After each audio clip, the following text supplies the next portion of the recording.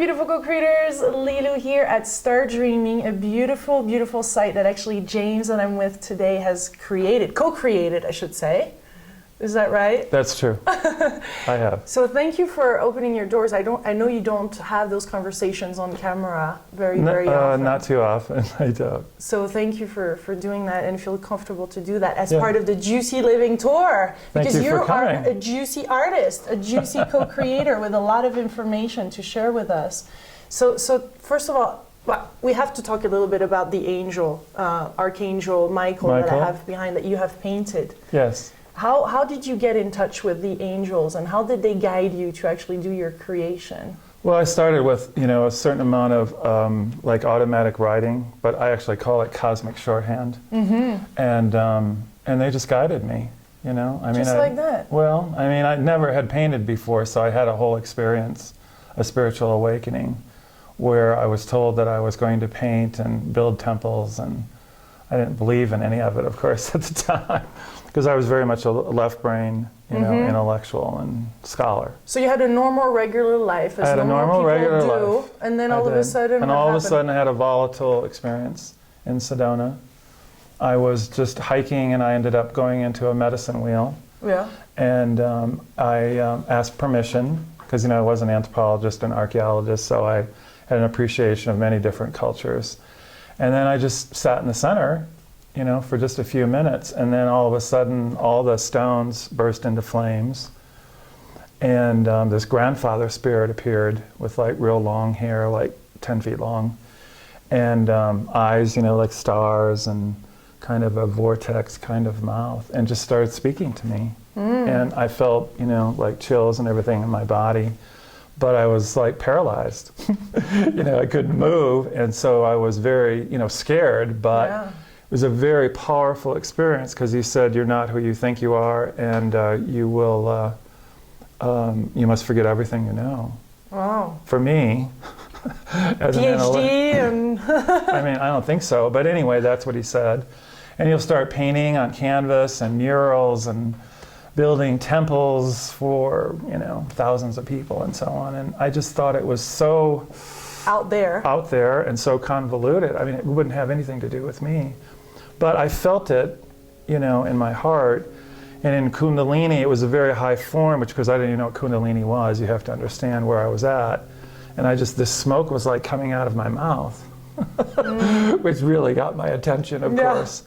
And then this light came from the grandfather, and I was like sitting, cross-legged, and just came right in the center of my ground. I thought it was all over, is really what I thought was going on.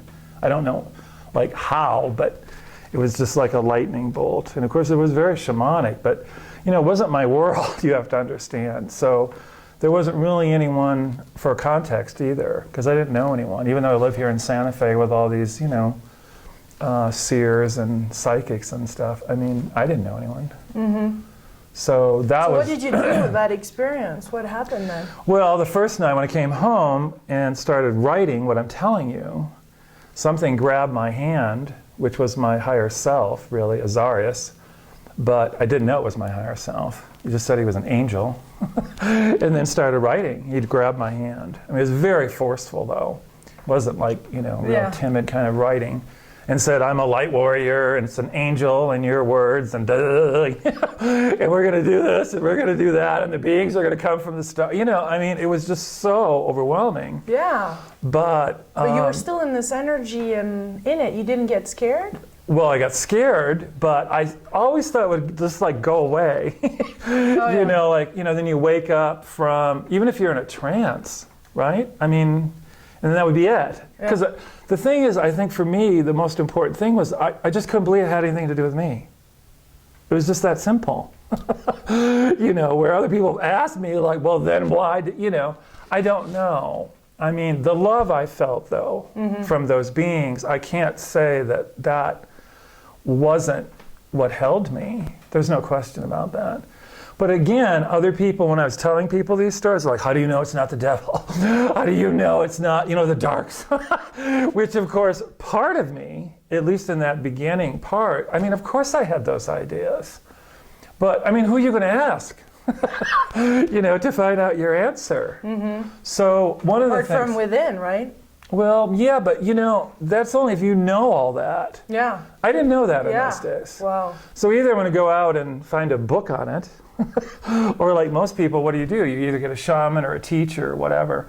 See, my whole experience was very different. I mean, I think a lot of people will have this experience now because this is the age of light and all of that.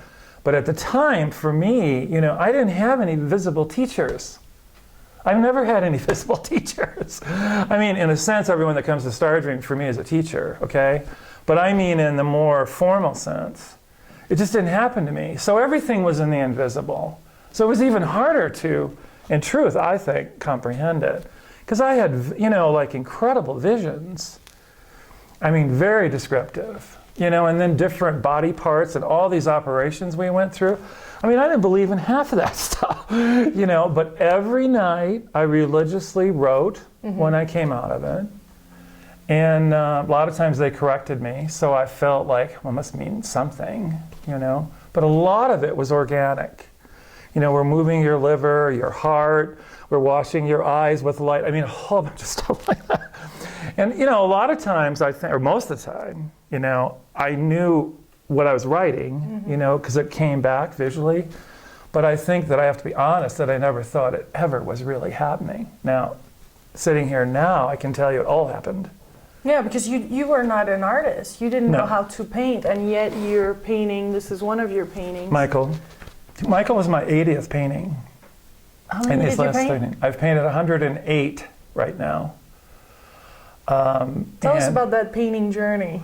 Well, that was with Ganesha, which is kind of a funny story because I didn't really know who Ganesha was, and I know many people do, but I didn't. And he came to me as a little kid. It was just like a little blue elephant. And I was working, I think it was my third painting, and he said to me, why are you so upset? So of course I said, because I've never painted before, because I don't know if we're doing blue or cerulean or whatever, and he said, well, you have to embody this, James. He was talking very almost, like a teacher. He said that you have to embody this, that you've done all these paintings in your lifetime. And the contract that you have is that you will never own any. Well, at the time, first of all, I never thought these paintings would ever sell. And who would buy them? Because they're just like an expression of, I don't know, my healing, right? Although the Stargate series, which is what I was working on, were all indigenous and, ancient wisdom and star lore and all that. So it had nothing to do with me, in truth. But I thought I was getting like healing from that. Of course, I had never painted before in this lifetime. I was an art historian, very left-brained. And you don't switch over normally. And I didn't know how anyway. So it was really kind of a moot point as far as I was concerned. And I kind of thought that would just stop too, But 13 years ago when I got this information, I didn't even know what quantum physics was.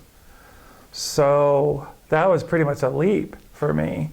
But in a sense, as I say now every day when I tell this story, he was like a quantum physicist. What he was telling me, of course. Because in one part of the hologram, I had never started. Over here, I'd done it, all, and over here, I'd done it all and beyond. That's the past, present, and future all together, which is what he was saying.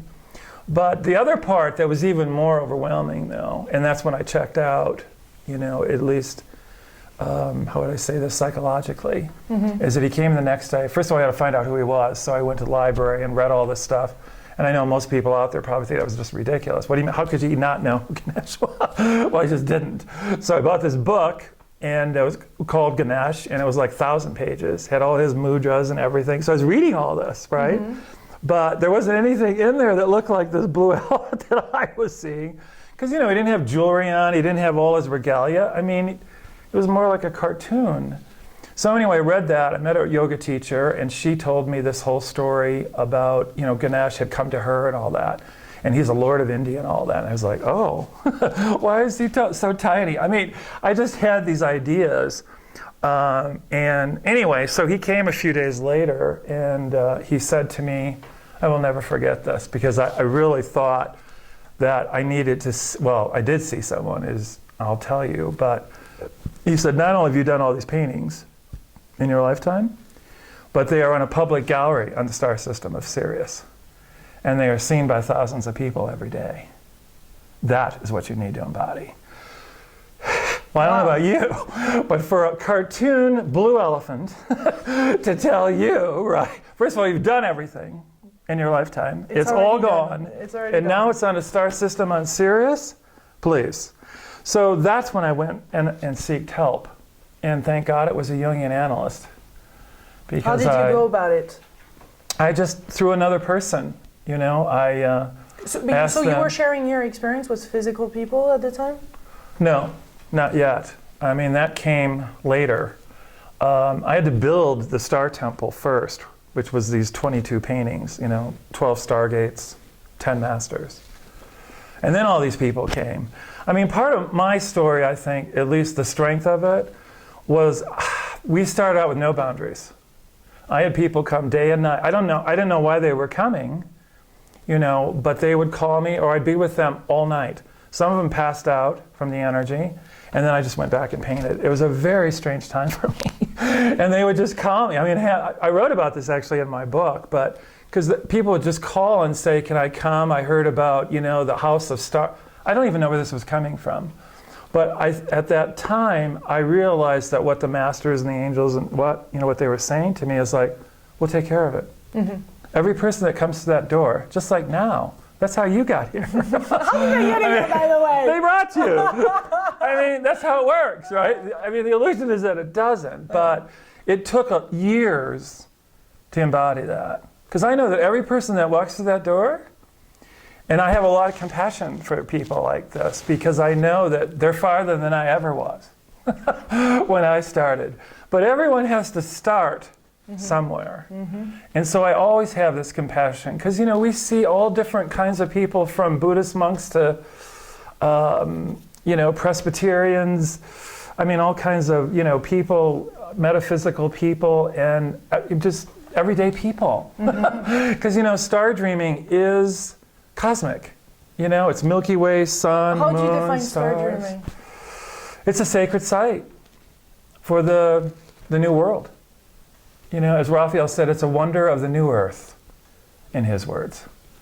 Now I would kind of agree with him. In the beginning, though, you have to understand, I just had a couple stone circles, and I mean, there's no way that I could have comprehended that we would do this.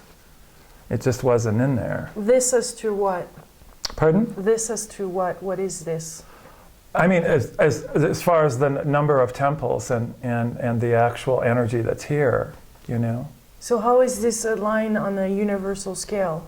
Well, every temple is with a aligned. divine plan? Every temple here is aligned to the sun and the moon and the stars. They're all different. They all have different energies, and because of that, they activate people in different ways. You know, everyone comes here from a different place. Everyone has a special journey, and it's that uniqueness. But we have pretty much, I would say, we're seeding humanity. That's what it's about. So whether you go to the Temple of the Stars or go to the Temple of the Moon, it doesn't matter. And we also have what they call the Akashic Records, you know, or many different lifetimes, you know, past, present, and future. Again, the illusion is that it isn't. Here at Stardreaming, the energy is very powerful here. So, you know, you can go back to your Egyptian, Palladian, doesn't matter. It's infinite. Because the truth is it's infinite anyway. So, but we have, I guess what I'm trying to say is that I've actually created it, you know, with that in mind. I mean, we have auspicious dates, portals, all of that, and that's how I did it. And it works. And how does that work for people on a practical level or on a well, a lot of people come to Stardream or? to find out what to do. Okay. That's a huge one, I think, for most people. What is their heart's desire? Why are they here? Are they here to be an accountant, to work for the corporation? And if they are, maybe they're part of the whole new business plan. Do you see what I'm saying? Or a lot of people come here that are very evolved. There's no question. And are spiritual, you know, teachers and so on. And my hit on that is just the next step. I mean, that's it. Mm-hmm. You know, it's not any big, there's no dogma here. You know, in fact, I call it the school of all mysteries and no mysteries. Because I truly think that's what it is. And that's not a judgment of all the people that have mystery schools. But the new, to me, is that. So how do you define the new again? What does that look like? How can we get in the glimpse, or even what you have felt and what you have spoken I think it's with just, other I mean, beings? in a simple way, it's just a new way of thinking. You know, it's not holding on to the old tape. It's just not holding on to the old, which is not working, obviously. And it's having this vast sort of, you know, infinity consciousness, as they call it. You know, which is we're moving into. Our scientists are, you know, studying quantum field, aren't they? Unified field. I mean, we're going there. That's why I deal so much with dots. You know, yeah, there's because a lot of dots. A lot. I mean, and I do them painstakingly too, I might add, with a, you know, matchstick. Now I'm actually using a brush that's even smaller than the matchstick. But the dot represents that dimensional quality, okay? And all the dots are connected. I mean, you go into physics, and what are we working with? You know, whether it's adamantine particles or neurons or whatever, it's always about dots, isn't it? And they're all connected. You know, whether they come into a form like this, like Michael, or they're even more abstract, you know? And that's been that actually has been a theme for me all the way through. At first I was like, okay, this is more Aboriginal, you know, and I'm kind of doing that. But when I was in Australia, of course, you know, the Aboriginal elders at least told me I was, you know, Aboriginal. And I was a, you know, time traveler and all that stuff. This is really early on. So I just like took that as, you know, they're just playing with me.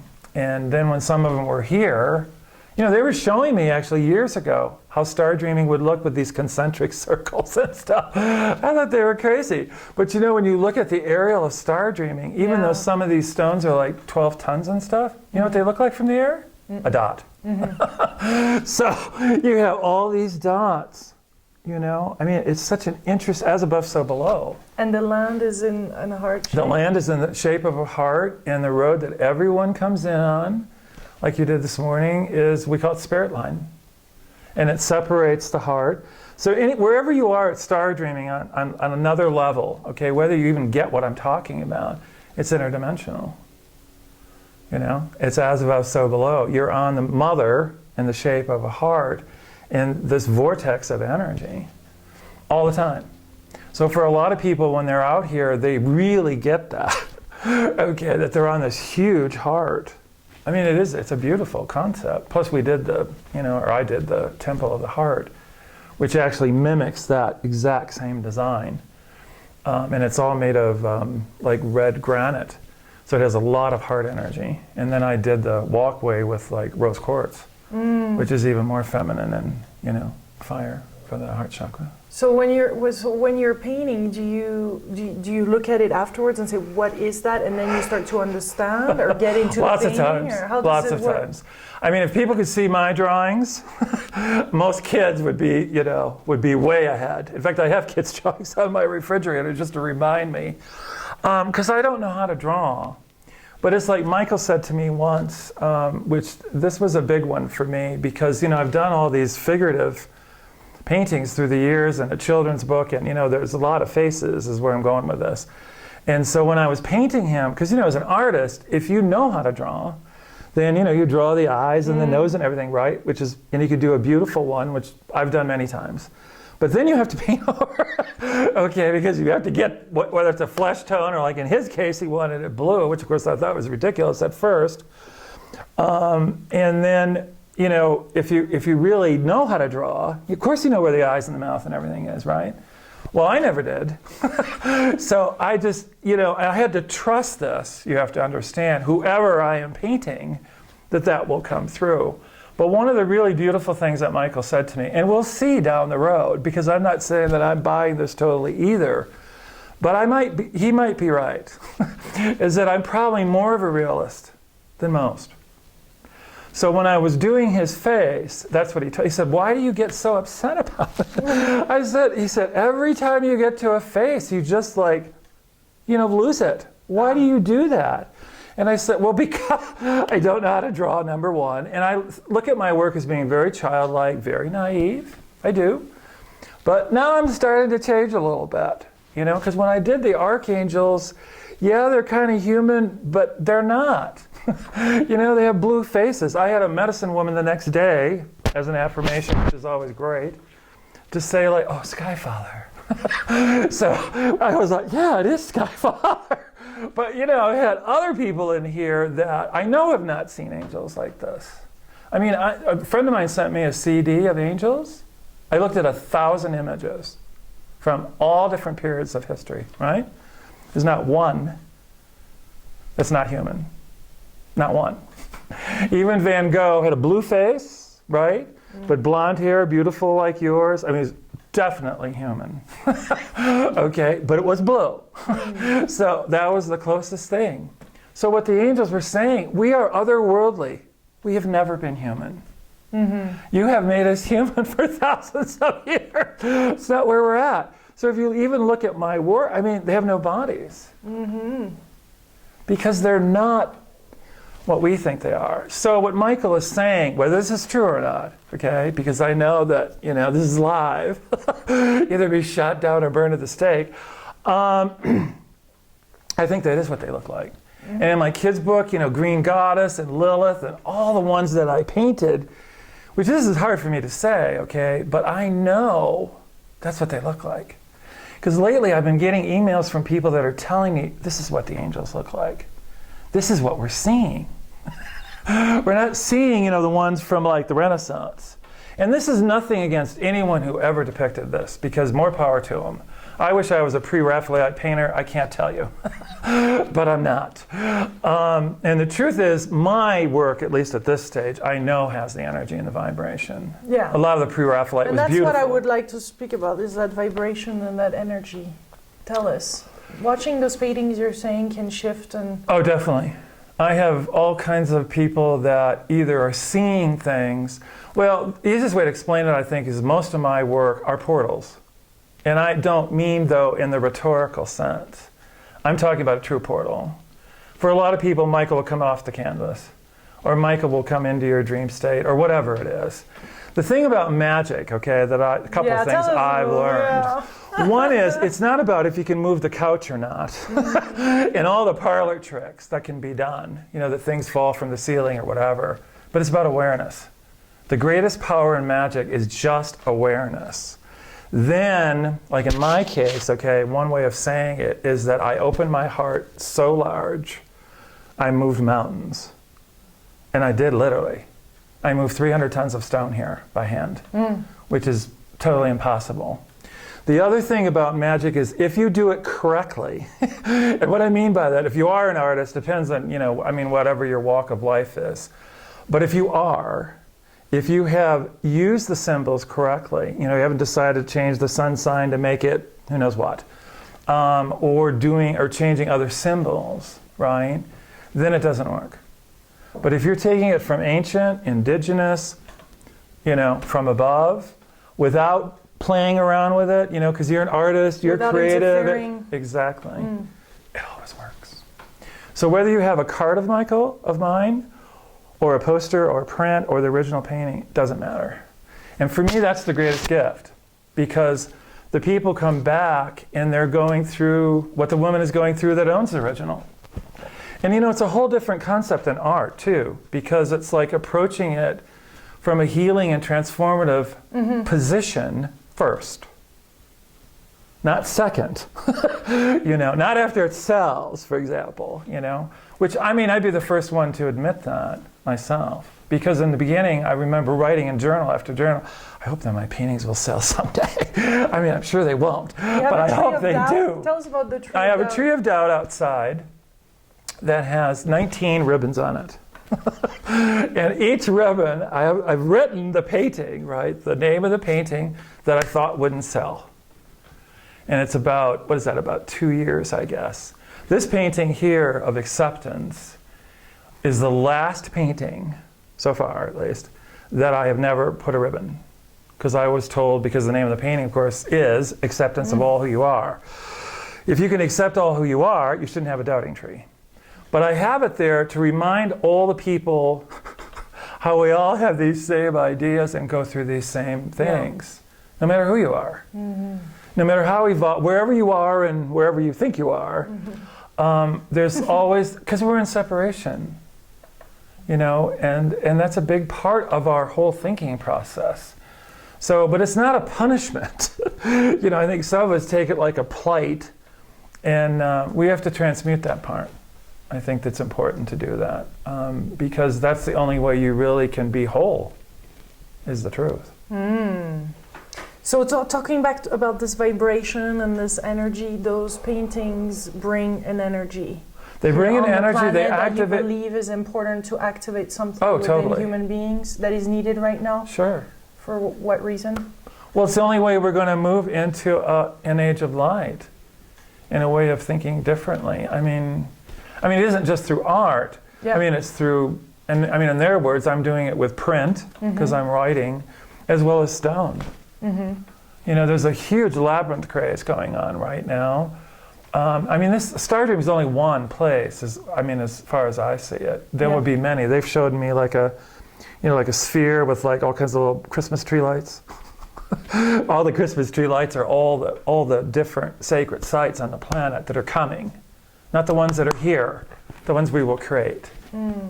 I mean, Stardreaming, I think, is just a model. It's one of them amongst many that are going to come together. But the first time I saw it, I have to be honest, I only saw a few. I don't even remember where those were. And I didn't even think Stardreaming was part of it. Because, you know, I was like in a trance and, I don't know, in this really kind of altered state.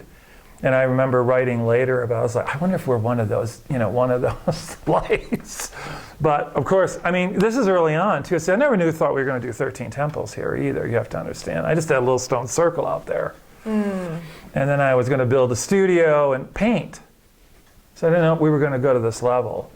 And I don't think I could comprehend this level. So how do you follow the signs or the path, or how every day. Yeah, it's every day, one step every day at and a every time? moment is the way to do it. I'm not in every moment, but I'm getting better. But it's an everyday process. Yeah. You know, it's like when I was meditating a lot, I used to get in trouble because people would call me, friends of mine, you know, at the time, and say like, where are you? What have you been doing? Why didn't you call us back? And I said, I was meditating. They said, you're always meditating. Why are you meditating so much? And you know, for me, it's a very simple childlike thing. I thought, because you got to understand where I'm coming from, and this innocence was like... Trying to. No, if you meditate a lot, you've got to be closer to God and the goddess, don't you think? Yeah, that makes sense. I mean, so, is it really that easy? No, I didn't think it was necessarily, that's all you had to do. But it gave me sort of a beginning, a baby step. Because, you know, when you create a sacred site, you have to honor it too. You know, you just don't, I mean, I know a lot of people do this and it's not really in judgment, but you know, you create a labyrinth or whatever they're creating. You have to feed it. You have to maintain it. You know, you can't just let it just do whatever you think it's going to do because it's so powerful in the vortex, which is great, okay? I'm a temple builder, so I have this outlook. Yeah, I didn't start out with this, of course. In the beginning, I was just, I didn't really know. It was a leap for me to even think that it would work. But see, again, as I told you, in magic and with sacred geometry, of course it would work. So you do have some basis, and you have done some study since then. Or you were only guided? Well, no, in the beginning I was pretty much intuitive all the way through, at least when it came to the temples. All they would do, just like the paintings, I just have a list. You know, Temple of the Moon, check that off. Temple of the Sun, check that off. Seriously, that's how I did it. I can't say that I had all kinds of, because I didn't. When I did the Temple of the Stars, I sat out there for a month and watched the moon. Okay, the 28 days, right? I put a stone for each 28 days. That's how I started. When I did Saint Germain, which is more of an Egyptian, configuration, I did all in rope. Actually, a lot of the temples I did in rope, because that's how they were done in ancient times. But here in New Mexico, we have a lot of wind. So there were many times the rope was just in the arroyo the next morning. So it was like, we have to start all over again. But I did a lot at night too, because that's why it's called Stardreaming also.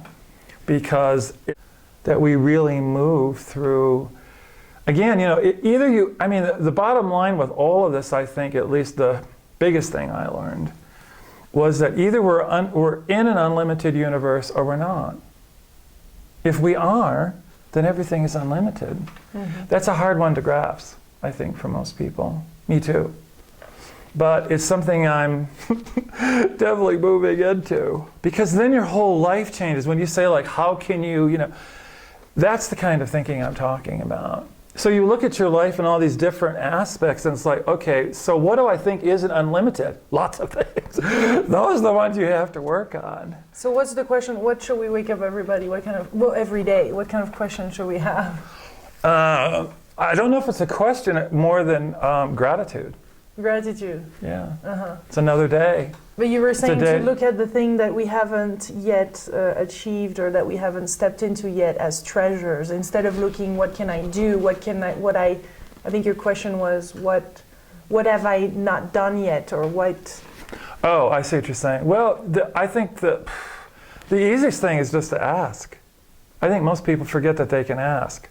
I mean, I asked the God, whatever you want to call this, beings of light, infinite number of guides, why don't you tell Lilou, for example, to, right? And they'll say, we have. She asked us, but she didn't do it. Why didn't she do it? Because, well, number one, I mean, there's a great line I had the other day when I was writing with my higher self. You'll love this.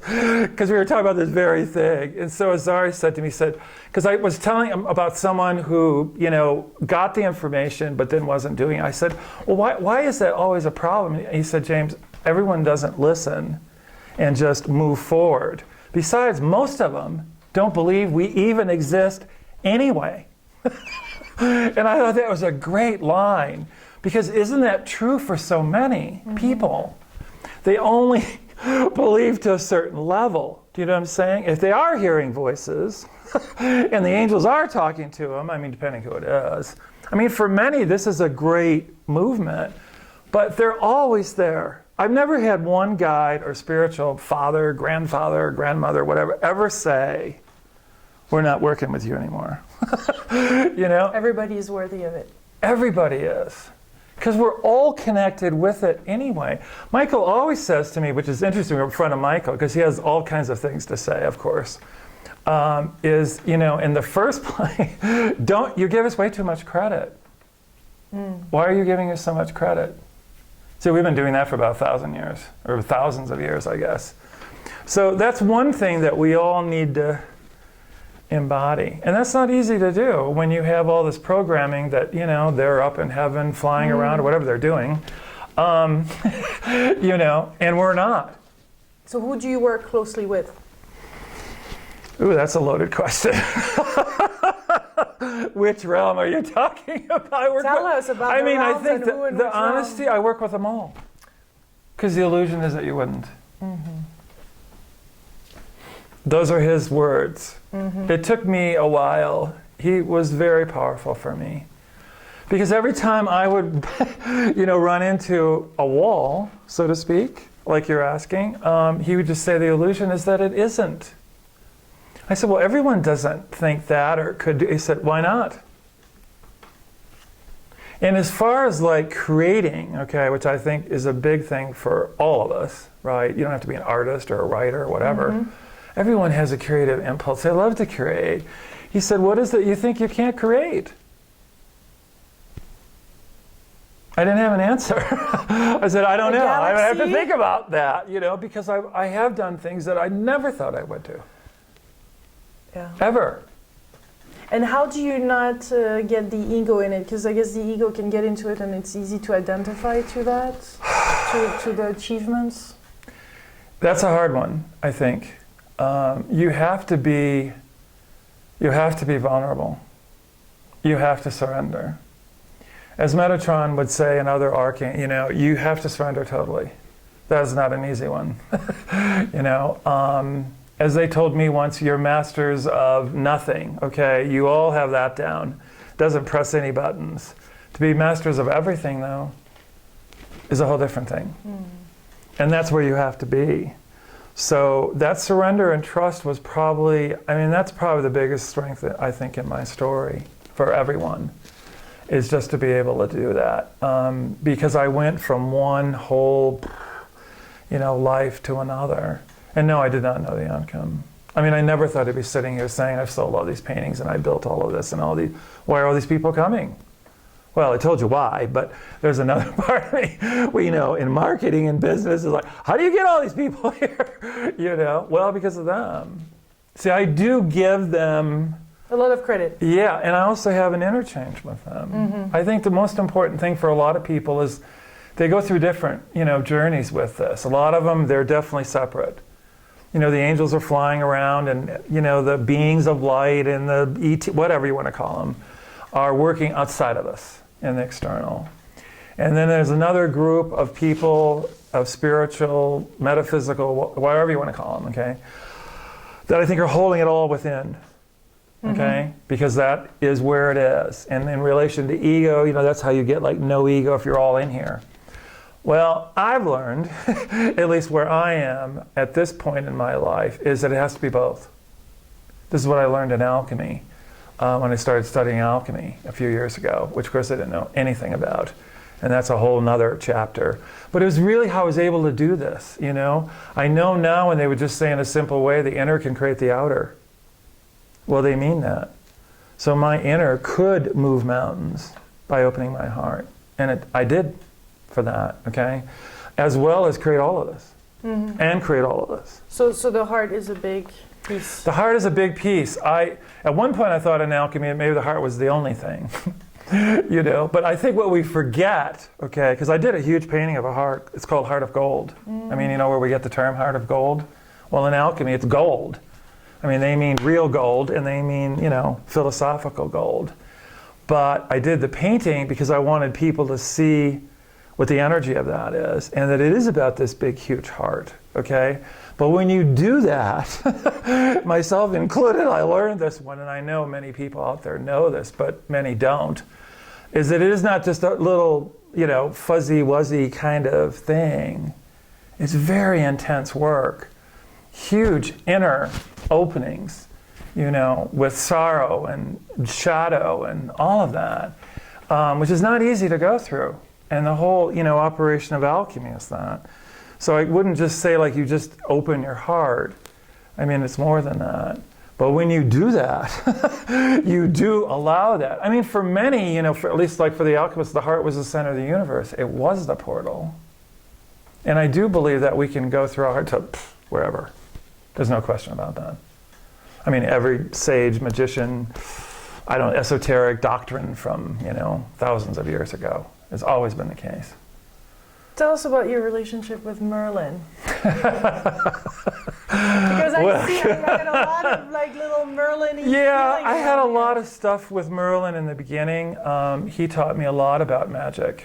I wasn't sure like where he was in this whole picture, because people have called him the trickster and all that kind of thing. And many times when I was out here, which was kind of a joke actually, because I'm lugging this like 3-ton stone, with a crowbar and whatever, and he's telling me as a joke, of course. It wasn't a joke. I'm sure they were doing that, or he was doing that. Is he said, "Oh, we just used to levitate them, just throw them over there, and then you could just pile them up." It's like, so can we have some assistance here? But he wanted me to do it in this way, first of all, so it would trigger people, and so that you would, it's to show that the human potential, okay, this is very important, I think, is unlimited. Even in the physical. I could throw fireballs and do various things, okay, that impress you as a magician, but to actually move the stone and then chip the stone by hand, that definitely gets you. And so the point is, you could do anything then, couldn't you? Because so many people come here, they get triggered on at least one level or another. It's like, well, I couldn't do what he's doing. There's no way I would be doing what he's doing. You don't have to. But you do have to do your 300 tons of stone. Whatever that is. And I can't tell you what it is, because many come here and think I'm going to tell them, and it's up to you. And we created this space, which is a great temple building thing, right? So it's safe, first of all. And you can do whatever you want to do out here. You know, I have workshops, I have weddings, I mean, it doesn't matter what it is. And it's your job, not mine, and not his. You know, I mean, we would like to think that it's their job, but it's not. They can co-create with us, they can work with us, but it's up to you. So he was very much into me going inward. You know, and of course we went through all this past life stuff, of course, we had to go through that. I mean, most of it I, of course, didn't believe. And I was very blessed, okay? I don't know about other people's journey. I went all over the world and all the places I didn't believe. So I had my doubting tree. You know, it's like, okay, we're going to Egypt, we're going to Ireland, we're going, because, you know, this is what you were doing here and doing there. It's like, I don't think so. But we did go there, and I did experience, you know, these incredible, I don't know, experiences. That, you know, I could feel in my core, my being, and I had chills and, you know, all kinds of, I mean, you can't just dismiss everything, you know, even if your head is going like, there's no way, there's no way, there's no way, you know, I don't care, and also that you feel so differently.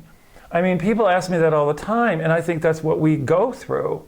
I mean, that's our trigger, you know, that's the hook to move forward.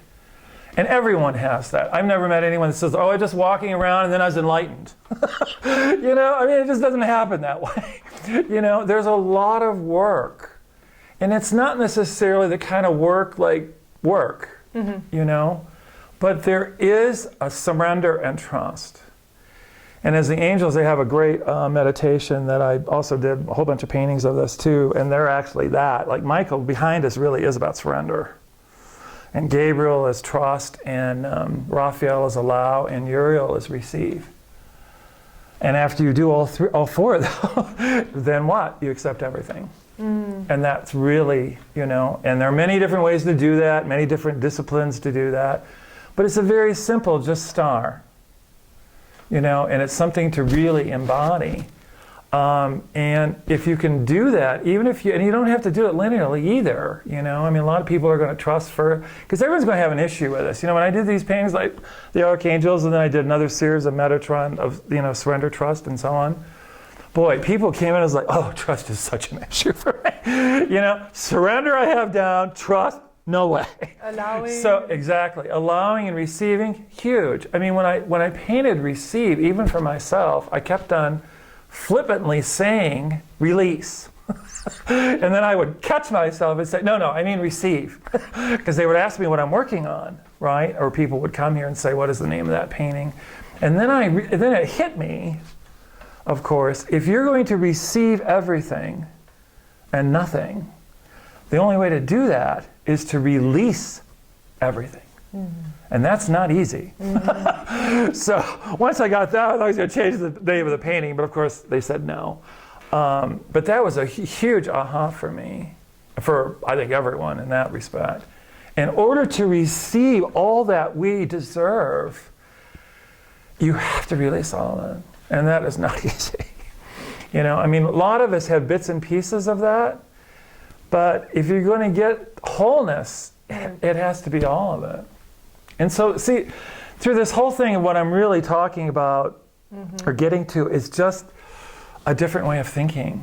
And the whole, our whole inner alchemy is that. It's just thinking differently, you know?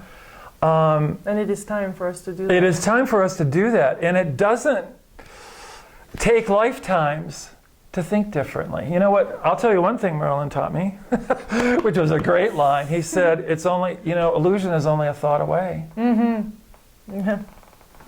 That's all it is. So, do you see what he's saying? So if you just want to shift that. So in magic, you know, either you live in a magical reality that's, you know, beautiful and, do you know what I'm saying? And you talk about vibration, all that, or you don't. And it's your free will. See, I think we always think, or many, and myself included, that they have it all figured out. I have learned this one, okay, we put this down in stone. You're writing the script. They're not. As magic as you want it to be. As much as you want. It's up to you. And if you don't think you can do it, that's the only thing that's stopping you. They're not saying, Lilou, you can't do that. we'll put an X over here. You know, this is not a Greek mythology thing. I went through this a lot. I thought it was like Prometheus in the beginning of all this, you know, especially moving stone. Because do you know his story where like he brought magic to humanity? So the gods got upset. They got pissed off. So they put him out there, right, for eagles to eat pieces of his flesh every day. So there was a part of me when I was working, especially with stone, you know, moving all the stone, sweating all the time, thinking like, where are we going with this? Multiplying by 3 your size? That too. And I have a lot of ant medicine, so the ants taught me a lot, you know, because they move 50 times. And I remember Anthazar, one of my guys, saying to me one day, I mean, of course they didn't take this seriously. Could barely see this ant. It was like an invisible ant, okay? It was so tiny. And he said, that's you. And I said, invisible? I started getting off on it, you know, talk about ego. I was like, oh, we're going to become invisible. So, you know, in magic, this would be a cool thing to do. No, he was taught, because they had a little tiny piece of grass that this ant had. He said, that is going to be you. And he was right. I went, you know, I did 10 times what I thought I could, you know, lift, move, chip, whatever. And so I became that ant. So ant is a really close power totem for me. And of course, for me, what I think is interesting here at Stardreaming, we had a couple anthills, you know, which is a very sacred, powerful thing in the indigenous. Now we have an anthill in every temple. And with the kids, I did this great thing with the ants, you know, because the ants, what? They you know, create so much, right? They're so tight. And who do they work for? The queen. The divine feminine. That's where we're going. That's where we need to be. You know, we need to honor the earth and the mother. I mean, that's all about the divine feminine. So the ants have that down. And so the kids... And the cooperation part. Pardon? And they cooperate. Yeah, They're of course. not like what the society is right now in competition. No. But there's also... Model. Yeah, they're a great model. And they're actually, when you get into it, like with the indigenous and stuff, which this I did research, and I did a lot of it when I traveled, you know, because I really like ants. So I wanted to know, like, how does the ant work with this? Like with the Aborigines, they have a great, what would you call this? Like, not legend, but, well, it is a legend actually, but an image. You know, the way you create the didgeridoo is they have these sacred ants eat the inside. Do you know the story? Yeah. And the very first blow, right, blew all the ants into the sky, and it became the cosmos and all the stars. Oh, I didn't know that part. Wow. Yeah. And the Hopi here, you know, in other areas, you know, save the human race, and, you know, it just goes on and on and on and on. But I think the simple parts that the ant have to teach us, you know, like working for the queen, for one, and just honoring that feminine part, as well as working together. And also, again, to be able to do things that this little guy, you know, like 50 times the amount, and boy, he's really determined to get wherever he's going. You know, if we were all doing that, we would change the world. Thank you. What a delightful moment that, you're welcome. That you really opened up, and it was wonderful to get in your world. Well, we're open every day, except Monday.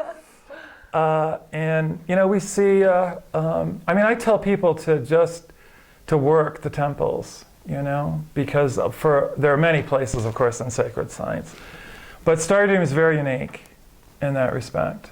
And like I said, I have people from all over the world, all the time. And hopefully there will be more Stardreamings, you know, and more sacred sites in the future. Yeah. Because I think that is our future. Yes.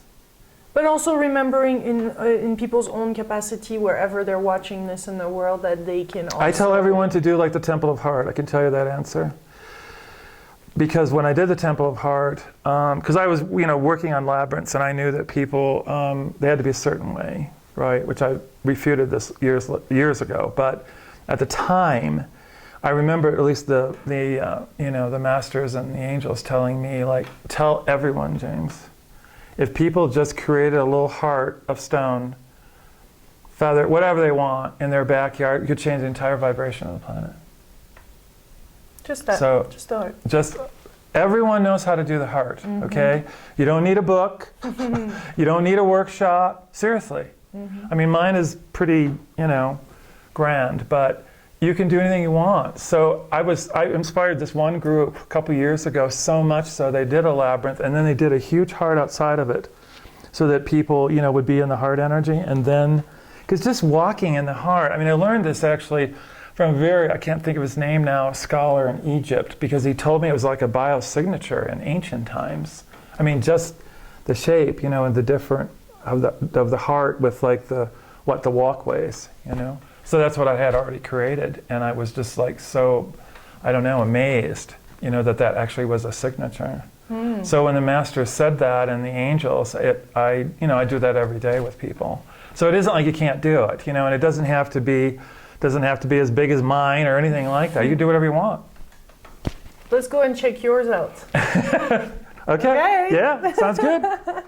All right, let's go.